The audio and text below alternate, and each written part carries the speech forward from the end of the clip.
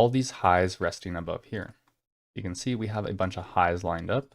And if we look to the left, this high here never took out this high, so we have a higher time frame failure swing there.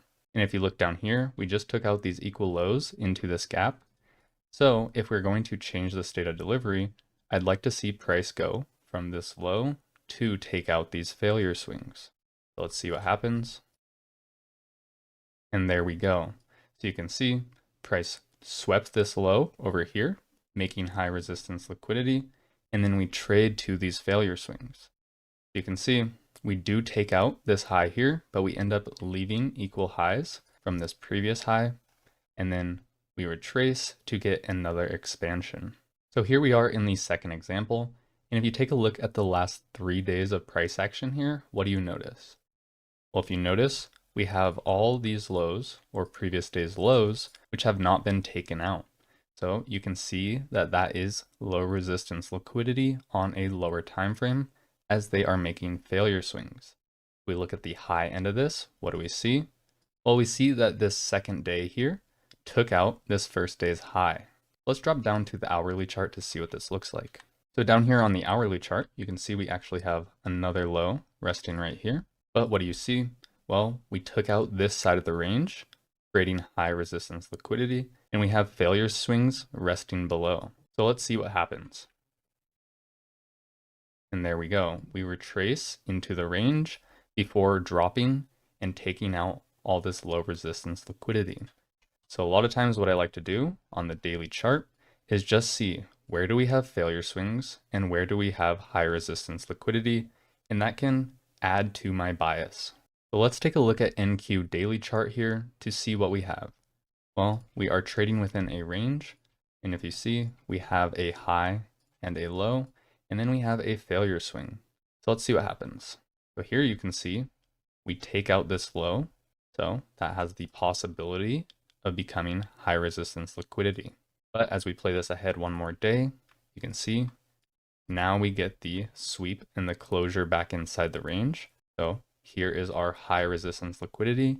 And what do we have on the highs? Failure swings. So if I have high resistance liquidity on the lows and failure swings on the highs, I can use this to add to my bias for long setups. So there we go. We run the high. All right, well, let's take a look at another example. Here we have a high and here we have a low. So let's see. Okay, we just took out this high. And what do we have on the low? Failure swings. So ideally, this high does not get taken before running this low. So letting this play out, we get some consolidation, but that is what happens. Now what do you see? Well, now we have a high here with a lower high, and we just swept out this side of the range in an uptrend. So if this is going to be high resistance liquidity, where would we want to see price trade to? These previous highs. And there we go. And another little add-on here, if you see how price took out this previous day's low before moving higher to these highs, this is creating high resistance liquidity on a lower time frame. So here we are with our next example. Go ahead and pause the video and take a moment to mark it up. But what do you see right here? Well, the first thing that catches my eyes are these highs up here. You can see we just have a bunch of failure swings, right? So I'll just go ahead and mark that out like so. And that is acting as a draw on liquidity. Now, if we're going to be targeting this high, I want to see a sweep or high resistance liquidity. Well, what do we see right here? We sweep this low, creating high resistance liquidity. And another important note, this is an important low as it is previous day low. So now I'd anticipate this low to hold and trade away to this high. So let's see what happens. And there we go. So you can see by just understanding low resistance liquidity and high resistance liquidity, an idea was framed. Now out on the daily chart, you can also see this low resistance liquidity as these previous day's highs or the last 3 days highs were lined up like so, and how this day took previous day low before coming in and closing. And where does it close? Above 50% of this wick. So then I can anticipate the next day to trade higher to these highs and into this fair value gap. So once again, in this next example, where is the high resistance liquidity and where is the low resistance liquidity? So you can see we purge this high, creating high resistance liquidity. And ideally, I'd like to see price trade down to this low resistance liquidity. Now, since ES formed an SMT here and is weaker, we're going to hop into that chart for the rest of this example. So here we are in ES. You can see this is the SMT at the high, where NQ created the high resistance liquidity. And where is the low resistance liquidity? You can see we have this really obvious series of lows resting right here, right above a fair value gap with an order block. Why is this an order block?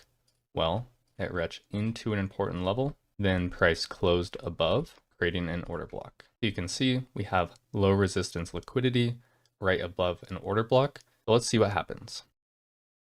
And there we go. We run all these low resistance lows into the order block. You can see the mean threshold of this creates a reaction. And where do we go? Well, if you take a look at these highs now, we have a series of lower highs all stacked up. We just swept out all these lows. Where is price likely to go? Well, to these highs. Let's see. And there we go. So here we are in our last and final example. And if you notice, we just took out our previous day low. So as we zoom in here, what do we have on the high? Well, we have a swing high with a lower swing high to the right of it, or failure swings. So let's see if we get a reaction off of this level. We do, and we get a closure over this series of down close candles here, validating it as an order block. Now, just in terms of discount and premium, it doesn't really make sense to look for an entry off this order block here. So then I will use the mean threshold, or I can just wait for a second entry. So let's see. So the mean threshold does hold, and then we validate another order block.